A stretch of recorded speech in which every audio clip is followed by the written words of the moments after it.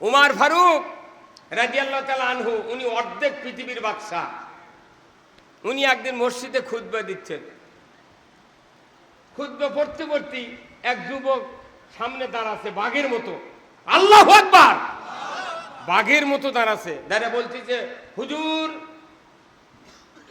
আপনার বিরুদ্ধে আমার একটা কথা। কি বলো?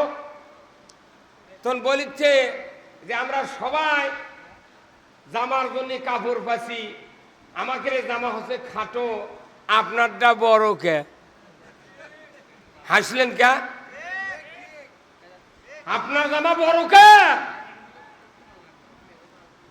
উনি তখন বলছেন, উনি চুপ করে আছেন। এমন সময় ওনার ছেলে দাঁড়িয়ে ওইটা বলিচ্ছে যে ভাই আমার বাবার উত্তর দেওয়ার আগে আমি উত্তরটা দিয়ে দিই। তখন লোকজন তাজ্জব, বাবরে উমার ফারুকও প্রশ্ন করেছে, অর্ধেকটা পৃথিবীর বাদশা, উনি খালি আমাকে দাঁড়াবের বলল আর তার ছেলে উত্তর দিবি, দেখি উত্তর দাও।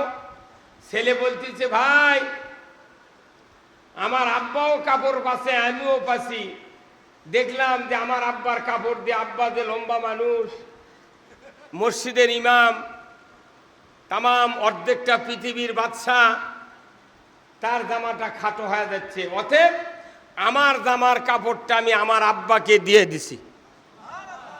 জোরে করলেন না সুবহানাল্লাহ? তাহলে বাদশার ভুল ধরার মতো সাহসী লোক তখনও ছিল। তা কয় বছর জেল দিছে? কথা কয় না বাড়ি। উমার ফারুকের ভুল ধরিছে, জেল কয় বছর হতে? আর এখন মোট ভুল ধরলেই জেল। এই কথা কর, ধরলেই জেল, ভুল ধরা হবে না। এই জন্য এখন বাংলাদেশ এখন দোষ হয়ে গেছে।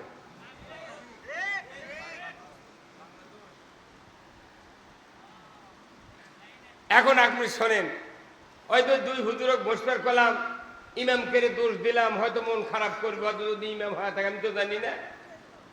আমি আপনার কথা বলি, এখানে যতগুলা লোক আছেন আজ জুমার নামাজত কে জাননি? হাত তোলেন তো।